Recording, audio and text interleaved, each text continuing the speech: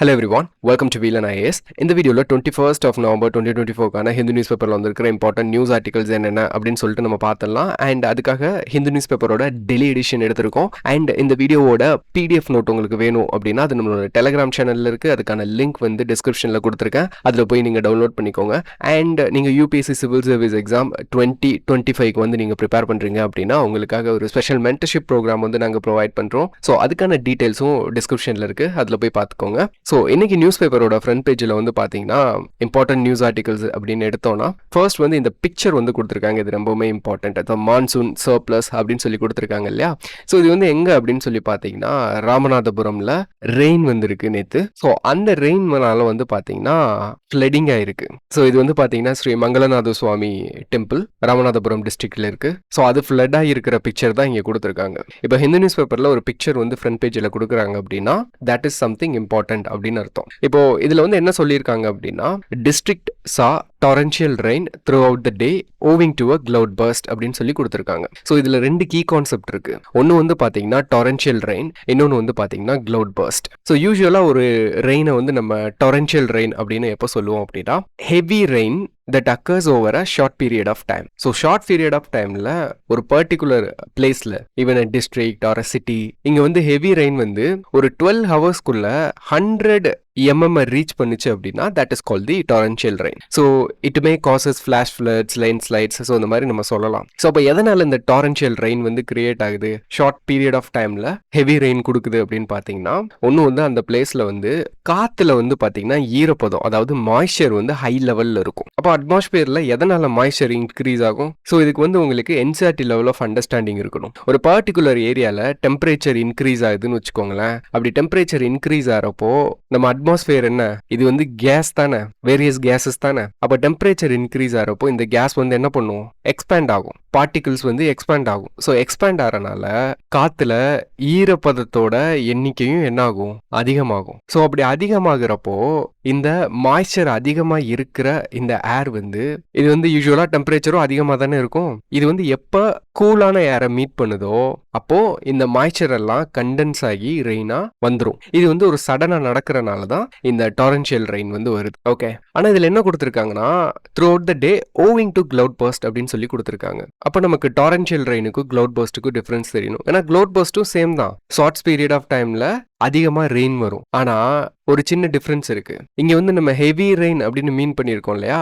Cloud பர்ட்ஸ்ல வந்து intense rain வரும். Intense ரெயின்னா எந்த அளவுக்குன்னா மோர் தென் 100 mm பெர் ஹவர்லயே வந்துடும். நம்ம torrential ரெயின் என்ன பார்த்தோம், 100 mm வித்தின் 12 hours பார்த்தோம். ஆனா இது 1 ஹவருக்குள்ளேயே 100 mm வந்து என்ன ஆயிரும், ரீச் ஆயிரும். அப்படி இன்டென்ஸா ஆச்சு அப்படின்னா இது வந்து நம்ம கிளவுட் பர்ஸ்ட் அப்படின்னு சொல்லுவோம். ஓகே, torrential ரெயின் வந்து யூஸ்வலா ஒரு டிஸ்ட்ரிக்ட் இல்ல சிட்டி அந்த லெவல்ல பார்ப்போம். ஆனா கிளவுட் பர்ஸ்ட் வந்து பாத்தீங்கன்னா வித்தின் கிலோமீட்டர்ஸ்ல வரும். ஸோ இந்த டிஃப்ரென்ஸ் வந்து உங்களுக்கு தெரிஞ்சிருக்கணும். ஓகே, யூஸ்வலாக இந்த கிளவுட் பர்ஸ்ட் வந்து எங்கே வரும் அப்படின்னு பார்த்தீங்கன்னா மவுண்டைன் ஏரியாவில் தான் வரும். இப்போ நீங்கள் என்சிஆர்டி புக்கில் உங்களுக்கு வந்து ரெயினோட டைப் வந்து கொடுத்துருப்பாங்க. ஸோ அதில் ஓரோகிராஃபிக் ரெயின் அப்படின்னு ஒரு டைப் கொடுத்துருப்பாங்க. ஓரோகிராஃபிக் அப்படின்னா மவுண்டைன் ரீஜனில் வர்ற ரெயின், அதுதான் நம்ம ஓரோகிராஃபிக் ரெயின். இந்த கிளவுட் பர்ஸ்ட் வந்து யூஸ்வலாக இந்த ஓரோகிராஃப் ரெயினோட தான் அசோசியேட் ஆயிருக்கும். ஆனால் ராமநாதபுரத்துக்கும் கிளவுட் பர்ஸ்ட்டுக்கும் என்ன சம்பந்தம் அப்படின்னு கேட்டிங்கன்னா ஸ்ட்ராங்கான கன்வெக்ஷன் இருக்கிற ஏரியாலையும் இந்த கிளவுட் பர்ஸ்ட் வந்து வரும். ஸோ ஏன் ராமநாதபுரத்தில் ஸ்ட்ராங் கன்வெக்ஷன் அப்படின்னு கேட்டிங்கன்னா ராமநாதபுரத்தில் லேண்டில் இருந்து ரொம்ப டெம்பரேச்சர் அதிகமாக இருக்கிற ஹாட் ஏர் வந்து என்ன இருக்கு, அது கடல்ல இருந்து வர்ற கோல்டு டெம்பரேச்சர். இது ரெண்டும் மீட் பண்றதுனால அங்கே வந்து ஒரு ஸ்ட்ராங் கன்வெக்ஷன் வந்து கிரியேட் ஆயிருக்கு. அதுதான் இந்த கிளவுட் பர்ஸ்ட்டுக்கு காரணம். ஓகே, ஸோ இந்த அளவுக்கு உங்களுக்கு பேசிக்ஸும் தெரிஞ்சிருக்கணும். இப்போ உங்களுக்கு கரண்ட் அஃபேர்ஸ்ல இருந்து கேட்குறாங்கன்னா டைரக்டா உங்களுக்கு ராமநாதபுரம் டிஸ்ட்ரிக்ட்ல இப்போ வந்துச்சு இது என்ன ரெயின் அப்படின்லாம் கேட்க மாட்டாங்க. ஓகே, யூபிஎஸ்சி வந்து உங்களுக்கு ஃபண்டமெண்டல் கான்செப்டை தான் கொஸ்டின் பண்ணுவாங்க. they may ask a difference between the torrential rain and cloud burst. டைரக்டா இந்த நம்பர்ஸும் கேட்க மாட்டாங்க. ஓகே, பட் உங்களுக்கு புரிஞ்சிருக்கான்னு செக் பண்ணுவாங்க. ஸோ அதனால நீங்க என்ன பண்ணணும், இந்த கான்செப்ட்ஸ்ல வந்து கிளியரா இருக்கணும். Okay, that's it. And next news article வந்து பார்த்தீங்கன்னா deadline looms for climate summit negotiators seeking a deal for fund to check global warming அப்படின்னு சொல்லி கொடுத்துருக்காங்க. யூஎன்எஃப்சிசியோட கான்ஃபரன்ஸ் ஆஃப் பார்ட்டிஸ் 29 வந்து அசர்பைஜான்ல நடக்குது அப்படின்னு சொல்லி பார்த்தோம். அண்ட் அசர்பைஜானை பற்றி சில டீட்டெயில்ஸும் பார்த்தோம். It is a petro state. And அதோட மேப்பும் நம்ம கவர் பண்ணிட்டோம் ப்ரீவியஸ் வீடியோஸ்ல. ஓகே, ஸோ இப்போ இந்த ஆர்டிக்கல்ல என்ன ஸ்பெசிஃபிக்காக சொல்றாங்க அப்படின்னா அதாவது இந்த கிளைமேட் ஃபண்டிங் இருக்கு பார்த்தீங்களா, இதை பொறுத்த வரைக்கும் டெவலப்பிங் நேஷன்ஸ் வந்து என்ன ஆகிறாங்க, டெவலப்பிங் நேஷன்ஸ் வந்து டெவலப் ஆக ட்ரை பண்ணிட்டு இருக்காங்க. அதனால அவங்க என்ன பண்ண வேண்டியது இருக்கும், நம்மளோட என்விரான்மெண்ட்டை பொல்யூட் பண்ண வேண்டியது இருக்கும். ஏன்னா that is essential for the development. ஆனால் டெவலப்டு கண்ட்ரிஸ் ஆல்ரெடி நம்மளோட என்விரான்மெண்ட் என்ன பண்ணாங்க, பொல்யூட் பண்ணி டெவலப் ஆயிட்டாங்க. அதனால அவங்களுக்கு வந்து பார்த்தீங்கன்னா ஒரு ரெஸ்பான்சிபிலிட்டி இருக்கு. என்ன, நம்மளோட என்விரான்மெண்ட்டை வந்து என்ன பண்ணணும், திரும்ப ரீஸ்டோர் பண்ணணும். அப்போ அவங்க ஆல்ரெடி டெவலப் ஆயிருக்காங்க, இப்போ அதிகமாக பொல்யூட்டும் பண்ணிட்டு இருக்காங்க. ஆனால் இந்த யூஎன்எஃப்சிசி மாதிரியான கிளைமேட் கான்ஃபரன்ஸ் மூலியமா, இனிஷியேட்டிவ்ஸ் மூலியமா நம்ம என்ன பண்றோம், டெவலப்டு நேஷன்ஸுக்கு ரெஸ்ட்ரிக்ஷன் போடுறது ஆட்டோமேட்டிக்கா டெவலப்பிங் நேஷன்ஸையும் கர்வ் பண்ணும். அப்போ இது வந்து பாத்தீங்கன்னா ஈக்குவாலிட்டி என்ஷூர் பண்ணும். ஓகே, எல்லா கண்ட்ரிக்கும் சேமா ரெஸ்ட்ரிக்ஷன்ஸ் போடுறது. ஆனா that does not ensure equity. Okay, because India மாதிரியான கண்ட்ரி எல்லாம் டெவலப் ஆகணும், அப்போ நம்ம பொல்யூட் பண்ணி தான் ஆகணும். அப்போ ஒரு நல்ல ஒரு ஆப்ஷன் என்ன, நம்ம டெவலப்மெண்ட்டையும் காம்ப்ரமைஸ் பண்ணக்கூடாது, ஆனா கிளைமேட்டையும் நம்ம பாதுகாக்கணும். அப்படின்னா என்ன பண்ணணும், we have to use the technology. அப்போ இந்த டெக்னாலஜிக்கு வந்து நம்ம ஸ்பெண்ட் பண்ணணும். Already we are a developing economy. அப்போ இந்த டெக்னாலஜி வந்து எல்லாமே காஸ்ட்லியா இருக்கும், இதை நம்மளால ஆப்ட் பண்ண முடியாது. அப்போ நமக்கு என்ன தேவை, நமக்கு வந்து பணம் தேவை. ஓகே, அப்போ அதே சமயத்துல இந்த டெவலப்டு கண்ட்ரிஸ் இருக்காங்க இல்லையா, இவங்களுக்கு வந்து ஒரு ரெஸ்பான்சிபிலிட்டி இருக்குல்ல, அவங்க டெவலப் ஆயிட்டாங்க, பட் இந்த என்விரான்மெண்ட், இந்த கிளைமேட்டை பாதுகாக்க வேண்டியது அவங்களோட பொறுப்பு இல்லையா. அப்போ அந்த ரெஸ்பான்சிபிலிட்டியை வந்து என்ன பண்ணுவாங்கன்னா ஷிஃப்ட் பண்ணுவாங்க. எப்படி ஷிஃப்ட் பண்ணுவாங்கன்னா, டெவலப்பிங் எக்கானமிக்கு வந்து ஃபண்ட் கொடுப்பாங்க. ஓகே, இந்த ஃபண்டை தான் நம்ம கிளைமேட் ஃபண்ட் அப்படின்னு சொல்றோம். இப்போ கான்ஃபரன்ஸ் ஆஃப் பார்ட்டி 29ஓட கோர் ஆப்ஜெக்டிவே வந்து பாத்தீங்கன்னா இந்த கிளைமேட் ஃபண்டை வந்து என்ன பண்ணணும், இன்க்ரீஸ் பண்ண வைக்கணும் அப்படின்னு ஒரு பேச்சுவார்த்தை தான் இது, இந்த கான்ஃபரன்ஸ். இப்போ இந்த நியூஸ் ஆர்டிக்கல்ல என்ன சொல்லியிருக்காங்க அப்படின்னா, டெவலப்பிங் கண்ட்ரிஸ் இருக்காங்க இல்லையா, அவங்க ஒரு சர்டன் அமௌண்ட் வந்து ரெக்வஸ்ட் பண்ணுவாங்க இல்லையா, எங்களுக்கு இவ்வளோ அமௌண்ட் வேணும் அப்படின்னு சொல்லிட்டு ஒவ்வொரு கண்ட்ரியும் அவங்களோட கிளீன் எனர்ஜி ப்ராஜெக்ட், அவங்களோட climate change mitigation projects, so இதோட காஸ்ட் எல்லாம் வச்சு என்ன பண்ணுவாங்க, ரெக்வஸ்ட் பண்ணுவாங்க. அப்போ அது டோட்டலாக எவ்வளோ வருதுன்னா $1.3 ட்ரில்லியன் வந்து தேவைப்படுது டெவலப்பிங் கண்ட்ரீஸ்க்கு. அப்போ அந்த டெவலப்டு கண்ட்ரீஸ் வந்து அவங்க ரெஸ்பான்சிபிலிட்டியை ஷிஃப்ட் பண்ணுறதுக்கு அவங்க ஒரு ப்ரொபோசல் வைப்பாங்களே, நாங்கள் இவ்வளோ தரோம் அப்படின்னு சொல்லிட்டு. அது வந்து எவ்வளோன்னு இன்னும் ஃபைனலைஸ் ஆகலை. ஆனால் எக்ஸ்பெக்ட்ஸ் வந்து என்ன திங்க் பண்ணுறாங்கன்னா, இது ஒரு $200 பில்லியன் இருந்து $900 பில்லியன் வரைக்கும் தான் வர்றதுக்கு வாய்ப்பு இருக்கு. அப்போ இது வந்து என்ன பண்ணியிருக்கு அப்படின்னா, இந்த டெவலப்பிங் நேஷன்ஸோட லீடர்ஸ் இந்த கான்ஃபரன்ஸ்ல பார்ட்டிசிபேட் பண்ணியிருப்பாங்க இல்லையா, அவங்க எல்லாமே அவங்களோட டிஸ்சாட்டிஸ்ஃபேக்ஷனை வந்து சொல்லியிருக்காங்க. இன்னொன்று வந்து இந்த கொடுக்குற அமௌண்ட்டுமே வந்து பார்த்தீங்கன்னா சில அமௌண்ட் வந்து லோனாக கொடுக்குறாங்க, சில அமௌண்ட் தான் கிராண்டாக கொடுக்குறாங்க. இதுலேயுமே ஒரு டிஸ்கிரிப்ஷன் பன்சி வருது. ஸோ அதை பற்றி தான் இந்த நியூஸ் ஆர்டிக்கலில் டிஸ்கஸ் பண்ணியிருக்காங்க. Okay, that's it for this article. And next வந்து பார்த்தீங்கன்னா எடிட்டோரியல் பேஜில் வந்திருக்கிற ஆர்டிக்கல். இது வந்து lead article, and overturning of Sri Lanka's old political ஆர்டர்னு கொடுத்துருக்காங்க. இது ஒரு ஜென்ரல் அண்டர்ஸ்டாண்டிங்காக படிச்சுக்கோங்க, பட் நம்ம எக்ஸாமுக்கு பெருசாக யூஸ் ஆகாது. காஸ்ட் அண்ட் பெனிஃபிட் அனாலிசிஸ் பார்த்தோம்னா இது வந்து அந்த அளவுக்கு நமக்கு தேவையில்லாத ஆர்டிக்கல் தான். ஓகே, அண்ட் நெக்ஸ்ட் வந்து பார்த்தீங்கன்னா கிரிண்ட் அலாங் அப்படின்னு சொல்லி கொடுத்துருக்காங்க.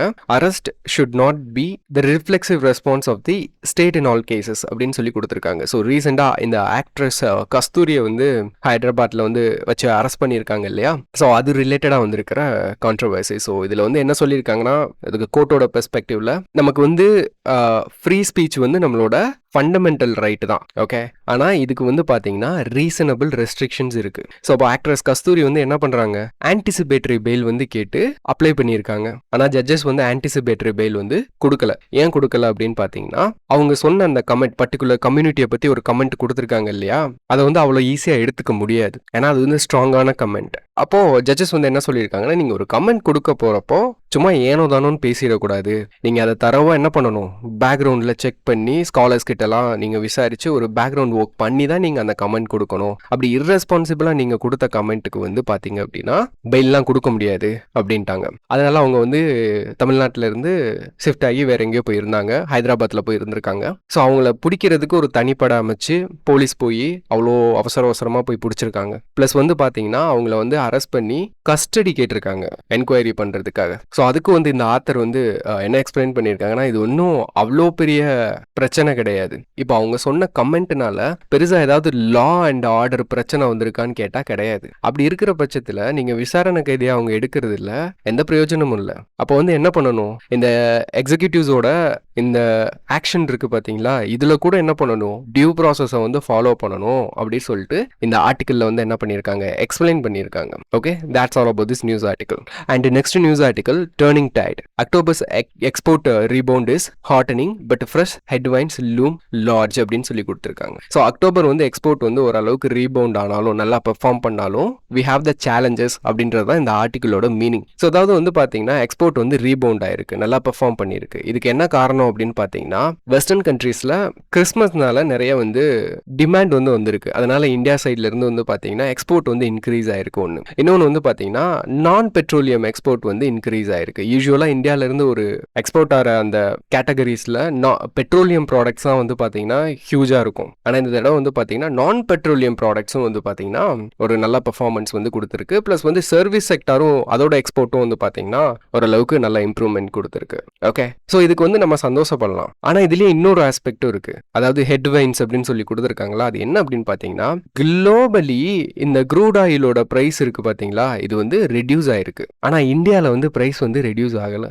இன்ஸ்டெட் என்ன ஆயிருக்குன்னா ப்ரைஸ் இன்க்ரீஸ் ஆயிருக்கு. ஸோ இதுக்கு என்ன காரணம் அப்படின்னு சொல்லி ஸ்பெகுலேட் பண்ணுறாங்கன்னா, ஒன்று வந்து oil import spike. Globally price reduce ஆனாலும் இந்தியாவில் வந்து ஆயிலுக்கான டிமாண்ட் வந்து பார்த்தீங்கன்னா இன்க்ரீஸ் ஆயிருக்கு. இது இன்க்ரீஸ் ஆனனால நம்ம அளவுக்கு அதிகமாகவே என்ன பண்ணியிருக்கோம், இம்போர்ட் பண்ணியிருக்கோம். ஓகே, இதை வந்து ஒரு பேரடாக்ஸாக வந்து ஆத்தர் வந்து சொல்லியிருக்காரு. அதாவது ப்ரைஸ் ரெடியூஸ் ஆயிருக்கு, ஆனால் இந்தியாவில் ப்ரைஸ் வந்து இன்க்ரீஸ் ஆயிருக்கு. ஸோ இது வந்து ஒரு பேரடாக்ஸ். ஏன்னா குளோபலி குறைஞ்சா இந்தியாலையும் குறைய தான் செய்யணும், கூடக்கூடாது. அப்போ என்ன சொல்லியிருக்காங்கன்னா, இந்த பேரடாக்ஸ், இந்த ஒரு ஆயில் இம்போர்ட் ஸ்பைக் இருக்கு இல்லையா, ஏன் வந்து ப்ரைஸ் இன்க்ரீஸ் ஆயிருக்கு அப்படின்னு சொல்லிட்டு நம்ம ஒரு ரிசர்ச் பண்ணி ஆகணும் அப்படின்னு சொல்லிட்டு கேட்டிருக்காங்க. ஏன்னா இதுக்கு வந்து ரீசன் தெரியாது. ஓகே, அதே மாதிரி வந்து பார்த்தீங்கன்னா we have to monitor trade deficit. ஏன்னா ஆயில் இம்போர்ட் வந்து இன்க்ரீஸ் ஆயிருக்கு, இந்தியாவுக்குள்ள அதிகமாக இம்போர்ட் பண்ணுறோம். ப்ளஸ் வந்து கோல்டு இம்போர்ட்டும் இன்க்ரீஸ் ஆயிருக்கு. இதனால சில கண்ட்ரீஸோட நமக்கு வந்து ஸ்ட்ராங்காக ட்ரேட் டெபிசிட் வந்து வர்றதுக்கு வாய்ப்பு இருக்குது. அதனால நம்ம அதை மானிட்டர் பண்ணணும்னு இந்த ஆர்டிக்கலில் சொல்லியிருக்காங்க. அண்ட் அது போக வந்து பார்த்தீங்கன்னா இந்தியாவோட எக்ஸ்போர்ட் வந்து இப்போ மொமெண்ட்ரியாக இன்க்ரீஸ் ஆயிருந்தாலுமே ஃபியூச்சர் கன்சர்ன்ஸை வந்து இந்த நியூஸ் ஆர்டிக்கலில் வந்து ஆத்தர் பேசியிருக்காரு. என்ன அப்படின்னா, இப்போ குளோபலி வந்து பார்த்தீங்கன்னா ஒரு வார் சுச்சுவேஷன் போயிட்டு இருக்கு, like Russia Ukraine and Israel Palestine இதெல்லாம் போயிட்டு இருக்கிறப்போ இது வந்து ஒரு பிரச்சனை. ப்ளஸ் இன்னொன்று வந்து பார்த்தீங்கன்னா அமெரிக்காவில் வந்து டொனால்டு ட்ரம்ப் வந்து என்ன பண்ணியிருக்காரு, ரிட்டர்ன் ஆயிருக்காரு. அவரோட அட்மினிஸ்ட்ரேஷனில் வந்து பார்த்தீங்கன்னா ப்ரொடெக்ஷனிஸ்ட் மெஷர்ஸ் தான் எடுப்பாங்க. ஏன்னா இந்த மாதிரி சமயத்தில் நம்மளோட இம்போர்ட்டோட டேரிஃபையும் நம்ம வந்து என்ன பண்ணணும், பார்த்து தான் ஃபிக்ஸ் பண்ணணும். ஃபார் எக்ஸாம்பிள் வந்து பார்த்தீங்கன்னா லேப்டாப், ஸோ அதர் குட்ஸ் வந்து யூஎஸ்லேருந்து நம்ம அதிகமாக இம்போர்ட் பண்ணிட்டு இருக்கோம். ஸோ அதுக்கெல்லாம் வந்து பார்த்தீங்கன்னா டேரிஃபை வந்து என்ன பண்ணியிருக்காங்க, இன்க்ரீஸ் பண்ணியிருக்காங்க. இப்படி நம்ம இன்க்ரீஸ் பண்ணுறப்போ யூஎஸோட டொனால்ட் ட்ரம்ப் அட்மினிஸ்ட்ரேஷன் வந்து என்ன பண்ணுவாங்க, அவங்களும் ப்ரொடெக்ஷனிஸ்ட் மெஷர் வந்து எடுப்பாங்க. இந்தியாவிலேருந்து யூஎஸ்க்கு எக்ஸ்போர்ட் பண்ணப்படுற பொருளுக்கு டேரிஃபை வந்து இன்க்ரீஸ் பண்ணுவாங்க. ஸோ சான்ஸ் இருக்குது. ஸோ அந்த ஆஸ்பெக்டில் நம்ம ஸ்ட்ராட்டஜிக் என்கேஜ்மெண்ட்டோட வித் யூஎஸ் வந்து என்ன பண்ணணும், ப்ராப்பராக பண்ணணும் அப்படி சொல்லிட்டு சொல்லியிருக்காங்க. அதை சேலஞ்சாக சொல்லியிருக்காங்க. Okay, that's all about this news article. And the next news article, the long fight for accessibility dignity in Indian prisons அப்படின்னு சொல்லி கொடுத்துருக்காங்க. இந்த நியூஸ் ஆர்டிக்கல் வந்து நமக்கு எக்ஸாமுக்கு ரொம்பவுமே முக்கியமான நியூஸ் ஆர்டிக்கல். இது வந்து நம்மளோட ப்ரிலிம்ஸ்லையும் கொஸ்டின் கேட்கலாம் அண்ட் மெயின்ஸ்லையும் கொஸ்டின் கேட்கறதுக்கு வாய்ப்பு அதிகமாக இருக்குது. ஸோ ஏன் அப்படின்னு பார்த்தீங்கன்னா இந்த ஆர்டிக்கல் வந்து it's talks about rights issue. So rights issue மட்டும் கிடையாது, இது வந்து rights of the vulnerable section of the society. ஏன்னா இப்போ பிரிசனர்ஸ் அப்படின்றவங்க வந்து பார்த்தீங்கன்னா அவங்க வந்து இந்தியாவில் இன்ஹியூமன் கண்டிஷனை தான் ஃபேஸ் பண்ணிட்டு இருக்காங்க. அதுலேயும் பிரிசனர்ஸ்லேயே பர்சன் வித் டிசபிலிட்டா இருந்தாங்க அப்படின்னா அவங்களோட சேலஞ்ச் வந்து இன்னுமே அதிகமாக இருக்கும். ஸோ அதை தான் இதில் பேசியிருக்காங்க. அதாவது அக்டோபர் 2024 வந்து பார்த்தீங்கன்னா ப்ரொஃபஸர் ஜிஎன் சாய்பாபா அப்படின்றவர் வந்து பிரிசனில் இருந்திருக்காரு. ஸோ அவர் வந்து ஒரு சின்ன வேலைக்கு கூட பிரிசனில் நிறைய காம்ப்ளிகேஷன்ஸை வந்து ஃபேஸ் பண்ணியிருக்காரு. லைக் டாய்லெட் அக்சஸ் பண்ணுறது கூட அவருக்கு ஒரு பெரிய சேலஞ்சாக இருந்திருக்கு. ஸோ அதனால் அவர் வந்து கோர்ட்டில் வந்து கேஸ் போட்டு அவருக்கான ரைட் வந்து எனக்கு வேணும் அப்படின்ற மாதிரி கேஸ் போட்டிருந்தாரு. அது வந்து அவருக்கு ஃபேவராக வந்திருக்கு. ஆனால் அதுலேருந்து அவருக்கு வந்து பார்த்தீங்கன்னா ரிலீஸ் ஆன கொஞ்ச நாள்லேயே என்ன பண்ணிட்டாரு, ஒரு மாதத்துக்குள்ளேயே இறந்து போயிட்டாரு. இதுவே நமக்கு வந்து பிரிசனோட கண்டிஷன் எந்த லெவலில் இருந்திருக்கும் அப்படின்றத வந்து நமக்கு காட்டுது. இப்போ நார்மலாக ஒரு பிரிசனரா பிரிசன்ல இருக்கிறது இந்தியாவில் வந்து ஒரு பெரிய சேலஞ்ச் தான். அதுலேயும் இந்த டிசபிள்டு பர்சன்ஸ்க்கு வந்து காம்பவுண்டட் சேலஞ்ச் இருக்கு. இவங்க வந்து இன்ஹியூமன் கண்டிஷனை ஃபேஸ் பண்றது இல்லாமல் வயலன்ஸையும் ஃபேஸ் பண்ணுவாங்க. ஸோ இதுக்கும் சில எக்ஸாம்பிள் வந்து கொடுத்துருக்காங்க, அதெல்லாம் நமக்கு தேவையில்ல. ஸோ ஜெயிலில் வந்து வயலன்ஸ் ஃபேஸ் பண்ணுவாங்க, டார்ச்சர் இருக்கும், ஒரு பேசிக் திங்கை அவங்க பண்ணுறதுக்கே ரொம்ப கஷ்டப்படுவாங்க. இதை தான் வந்து காம்பவுண்டட் சேலஞ்ச் அப்படின்னு சொல்லி கொடுத்துருக்காங்க இங்கே. ஸோ இது எதனால் இப்படி வந்து பிரிசன்ஸில் வந்து இப்படி ஒரு கண்டிஷன் இருக்குன்னா, மெயின் ரீசன் வந்து கிரைம் ரெக்கார்ட் பியூரோ கொடுத்துருக்கிறது வந்து பார்த்தீங்கன்னா ஓவர் க்ரௌடிங் தான் பிரிசன்ஸில். ஓகே, அப்போ இதை எப்படி சரி பண்ணுறது அப்படின்ட்டு அப்படின்ட்டுன்னு இந்த முல்லா கமிட்டி வந்து ரிப்போர்ட் சப்மிட் பண்ணியிருக்காங்க 80s. அவங்க வந்து கண்டிப்பாக இதுக்கு வந்து ரிஃபார்ம் தேவை அப்படின்னு சொல்லியிருக்காங்க. ஆனால் இந்தியாவில் வந்து இந்த பிரிசனை பொறுத்த வரைக்கும் பெருசாக ரிஃபார்ம் எடுக்க மாட்டுறாங்க. ஸோ ஏன் எடுக்க மாட்டுறாங்க அப்படின்னு பார்த்தீங்கன்னா, சிம்பிளி நம்மளோட பொலிட்டிக்கல் லீடர்ஸ்க்கு வந்து they don't care about it. Political will வந்து இல்லை. அதனால தான் இந்த மாதிரி இதெல்லாம் என்ன பண்ண மாட்டுறாங்க, இம்ப்ளிமெண்ட் பண்ண மாட்டுறாங்க. ஈவன் நமக்கு வந்து பார்த்தீங்கன்னா பிரிசனர்ஸ்க்கு இந்தியாவில் கான்ஸ்டியூஷனல் ரைட்ஸே இருக்கு. நிறைய கேசஸ்ல வந்து சுப்ரீம் கோர்ட்டை என்ன பண்ணியிருக்காங்க, என்ஷூர் பண்ணியிருக்காங்க prisoners have all the fundamental rights அப்படின்னு சொல்லிட்டு. இது வந்து potential preliminary questions. Okay, prisoners have all the fundamental right. Okay, right to equality, dignity, freedom அப்படின்னு எல்லாமே இருக்கு. பட் என்ன ஒரு இது அப்படின்னா, சுப்ரீம் கோர்ட் என்ன சொல்லியிருக்காங்க அப்படின்னா, செர்டன் ரைட்ஸை வந்து எக்ஸசைஸ் பண்ண முடியாது. அதாவது அவங்களுக்கு ரைட் இல்லைன்னு கிடையாது, அவங்களால எக்ஸசைஸ் பண்ண முடியாது. ஏன்னா அவங்க பிரிசனுக்கு போறனால அவங்களோட லிபர்ட்டி வந்து கர்டல் ஆயிரும். அதனால சர்டன் ரைட்ஸை வந்து எக்ஸசைஸ் பண்ண முடியாது அவங்களால, தவிர அவங்களுக்கு ரைட்ஸ் இல்லை அப்படின்ற ஒரு இதே கிடையாது. அவங்களுக்கு ரைட்ஸ் இருக்கு. அது போக வந்து பார்த்தீங்கன்னா டொமஸ்டிக் லெஜிஸ்லேஷன்ஸும் இருக்கு. Rights of persons with disability act 2016 வந்து பார்த்தீங்கன்னா அவங்களுக்கான பேசிக் ரைட்ஸ், அக்சசிபிலிட்டி எல்லாம் கொடுக்கணும் அப்படின்னு மேண்டேட் பண்ணியிருக்கு. அதே மாதிரி மாடல் பிரிசன்ஸ் மேனுவல் 2016. ஸோ இதுலேயும் வந்து பார்த்தீங்கன்னா அதுக்கு ஃபேவராக சில ப்ரொவிஷன்ஸ் இருக்கு. பட் இதை எதையுமே இம்ப்ளிமெண்ட் பண்ண மாட்டாங்க. அதுதான் பிரச்சனை. ஏன்னா பொலிட்டிக்கல் வில் இல்லை. அண்ட் ஏன் பொலிட்டிக்கல் வில் இல்லை அப்படின்னு பார்த்தீங்கன்னா, என்னன்னா பீப்புள் வந்து பிரிசனர்ஸ்க்கு வந்து ரைட் இருக்கணும் அப்படின்னு சொல்லி டிமாண்ட் பண்ணாங்கன்னா பொலிட்டிக்கல் வில் வந்து வரும். ஆனால் பீப்புள் வந்து டிமாண்ட் பண்ண மாட்டாங்க. ஏன் பண்ண மாட்டாங்க அப்படின்னா, ஒரு பெர்செப்ஷன் இருக்கு. பீப்புள் வந்து யூஸ்வலாக என்ன பண்ணுவாங்க, பீனிட்டிவ் குரூவல்ட்டி வந்து என்டோஸ் பண்ணுவாங்க. ஆமாம், அவன் தப்பு பண்ணியிருக்கான், அவன் அனுபவிக்க வேண்டியதான் அப்படி சொல்லிட்டு இது பண்ணிடுவாங்க. லைக் எப்படி என்கவுண்டரை வந்து என்டோஸ் பண்ணுறாங்க. இது வந்து தப்பு தான்.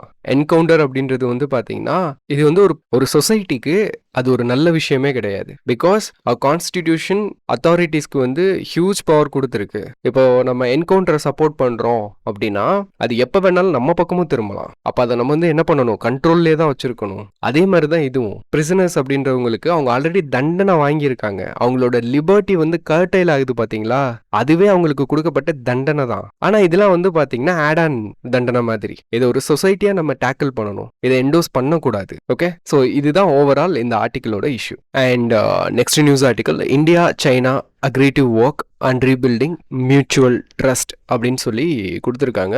ஸோ ADMM ப்ளஸ், அதாவது Asian defence minister meeting plus. இதில் வந்து பார்த்தீங்கன்னா ஒரு 10 ஏஷியன் கண்ட்ரீஸ் அவங்க ப்ளஸ் வந்து India, China, Australia, Japan, New Zealand, south Korea, Russia and United states. So இதோட டிஃபென்ஸ் மினிஸ்டர்ஸ் எல்லாமே மீட் பண்ணுறது தான் இந்த ADMM ப்ளஸ். ஸோ இதில் வந்து நம்மளோட டிஃபென்ஸ் மினிஸ்டர், அதாவது ராஜ்நாத் சிங் இருக்கார் இல்லையா, அவர் வந்து சைனீஸ் கவுண்டர் பார்ட். ஸோ இவரை வந்து என்ன பண்ணியிருக்காங்க, எஸ்பெஷலி மீட் பண்ணி பேசியிருக்காங்க. அதில் வந்து நம்ம மியூச்சுவல் ட்ரஸ்ட்டை வந்து ரீபில்டு பண்ணணும் அப்படின்னு பேசியிருக்காங்க. So why rebuilding mutual trust அப்படின்னு கேட்டிங்கன்னா, ஆல்ரெடி 2020 வந்து இந்த கல்வான் வேலி இஷ்யூக்கு அப்புறம் வந்து பார்த்தீங்கன்னா சைனா அண்ட் இந்தியாவோட ட்ரஸ்ட் வந்து பிரேக் ஆயிடுச்சு. ஓகே, இப்போ வந்து பார்த்தீங்கன்னா ரீசெண்டாக LAC லைன் ஆஃப் ஆக்சுவல் கண்ட்ரோலில் வந்து எஸ்பெஷலி இந்த லடாக் ரீஜனில் வந்து டிஸ்என்கேஜ்மெண்ட் அக்ரிமெண்ட் போட்டு என்ன பண்ணுறாங்க, ட்ரூப்ஸை வந்து ரெண்டு சைடுமே வித்ட்ரா பண்ணிட்டு இருக்காங்க. இது வந்து ஒரு மாதிரி ஒரு ரிலேஷன்ஷிப்பில் வந்து ஒரு பாசிட்டிவ் மொமெண்டம் வந்து கொடுக்குது இல்லையா. அது போக வந்து ரீசெண்டாக என்னென்ன இஷ்யூஸ் வந்து இந்தியா சைனா வந்து ஃபோக்கஸ் பண்ணுறாங்க, எதெல்லாம் சால்வ் பண்ணணும்னு நினைக்கிறாங்க அப்படின்றதெல்லாம் ப்ரீவியஸ் வீடியோஸில் நம்ம டிஸ்கஸ் பண்ணோம். பர்டிகுலராக இந்த ADMMல வந்து ஒரு ஆப்பர்ச்சுனிட்டியாக யூஸ் பண்ணி இவங்க என்ன பண்ணியிருக்காங்க அப்படின்னா, மியூச்சுவல் ட்ரஸ்ட்டை பில்டு பண்ணுறதுக்கு அடுத்து நம்ம வந்து ஃபோக்கஸ் பண்ணுவோம்னு சொல்லியிருக்காங்க. அதாவது 2020 போச்சு இல்லையா ட்ரஸ்ட், அது வந்து திரும்ப ரீபில்டு பண்ணணும் அப்படின்னு பேசியிருக்காங்க. அதுதான் இந்த நியூஸ் ஆர்டிக்கல். அண்ட் இந்த ADMM ப்ளஸ் இருக்கு பார்த்தீங்களா, இது வந்து இந்தியாவுக்கு வந்து ரொம்பவுமே கிரிட்டிக்கலான ஒன்று, ஸ்ட்ராட்டஜிக் ஒன்று, ஆக்டிஸ்ட் பாலிசிக்கு வந்து ரொம்பவுமே முக்கியமான ஒரு ஃபாரம் இது. Okay, that's it. And next வந்து பார்த்தீங்கன்னா, prime minister proposes 7 key pillars to strengthen ties between India அப்படின்னு சொல்லி கொடுத்துருக்காங்க. ஸோ இது வந்து யார் கூட அப்படின்னா கேரிகோம்ன்றது வந்து கரீபியன் கம்யூனிட்டி அப்படின்னு அர்த்தம். இதில் வந்து பார்த்தீங்கன்னா மொத்தம் ஒரு 15 கரீபியன் கண்ட்ரிஸ் சேர்ந்து இந்த கரீபியன் கம்யூனிட்டி வந்து ஆர்கனைஸ் பண்ணியிருக்காங்க. ஸோ இதில் வந்து பார்த்தீங்கன்னா இந்தியா கூட இந்த கேரிகாம் வந்து சப்மிட் ஆர்கனைஸ் பண்ணுவாங்க. அப்படி செகண்ட் சப்மிட் வந்து பார்த்தீங்கன்னா ரீசெண்டாக நேற்று நடந்திருக்கு. அதில் வந்து நம்மளோட பிரைம் மினிஸ்டர் வந்து பார்ட்டிசிபேட் பண்ணியிருக்காரு. அதுதான் இந்த நியூஸ். ஸோ இதில் வந்து பார்த்தீங்கன்னா இந்த கோஆப்ரேஷனுக்கு கேரிகாம்க்கு இந்தியாவோட கோஆப்ரேஷனுக்கு ஒரு 7 கீ பில்லர்ஸை வந்து இந்தியா சார்பில் ஐடென்டிஃபை பண்ணி நம்மளோட பிரைம் மினிஸ்டர் வந்து சொல்லியிருக்காரு. இது என்ன அப்படின்னு பார்த்தீங்கன்னா, அதுவுமே வந்து கேரிகாம் தான். லைக் சி அப்படின்னா கெப்பாசிட்டி பில்டிங், அண்ட் வந்து agriculture and food security. So இந்தியாவில் வந்து பார்த்தீங்கன்னா அக்ரிகல்ச்சரல் டெக்னாலஜி வந்து வளர்ந்துருக்கு. Like we are using drones to augment the agriculture and millet கல்டிவேஷனை வந்து நம்ம என்ன பண்ணியிருக்கோம், இம்ப்ரூவ் பண்ணியிருக்கோம். அண்ட் நெக்ஸ்ட் வந்து பார்த்தீங்கன்னா ரினியூவபிள் எனர்ஜியில் கோஆப்ரேஷன் வேணும். இனோவேஷன் அண்ட் டெக்னாலஜி, அதாவது யூபிஐ மாதிரியான டெக்னாலஜிலாம் கரீபியன் நேஷன்ஸ்க்கு வந்து நம்ம கொண்டு போகணும். ஸோ அதை ஒரு பில்லர் ஐடென்டிஃபை பண்ணியிருக்காங்க. And cricket and culture, so especially women ஸ்போர்ட்டில் வந்து கரீபியன் கண்ட்ரீஸ்க்கு வந்து இந்தியா வந்து ஸ்காலர்ஷிப்லாம் கொடுக்குற மாதிரி பேசியிருக்காங்க. எஸ்பெஷலி கிரிக்கெட் வந்து கரீபியன் கண்ட்ரிக்கும் நமக்கும் வந்து ஒரு கனெக்ஷன் பாயிண்ட்டாக நம்மளோட பிரைம் மினிஸ்டர் வந்து சொல்லியிருக்காரு. அண்ட் நெக்ஸ்ட் வந்து பார்த்தீங்கன்னா ஓஷன் அண்ட் எக்கானமி வந்து இம்ப்ரூவ் பண்ணணும். And medicine and health care, இந்தியாவிலேருந்து வந்து பார்த்தீங்க அப்படின்னா கரீபியன் கண்ட்ரீஸ்க்கு லோ காஸ்ட்டில் வந்து we have to provide medicine. So இந்த ஆஸ்பெக்டில் ஒரு 7 கீ பில்லர்ஸ் வந்து ஐடென்டிஃபை பண்ணியிருக்காரு. ஓகே, இது உங்களுக்கு தெரிஞ்சிருந்தால் போதும். And that's all about it. So இன்னைக்கு வந்து இம்பார்ட்டன்ட் நியூஸ் ஆர்டிகல்ஸ் எல்லாமே நம்ம டிஸ்கஸ் பண்ணிட்டோம். ஓகே, ஏதாவது டவுட் இருந்தால் கமெண்ட் செக்ஷனில் கமெண்ட் பண்ணுங்கள், அதுக்கு நான் ரிப்ளை பண்ணுறேன். ஓகே, தேங்க்ஸ் ஃபார் வாட்சிங் திஸ் வீடியோ கைஸ்.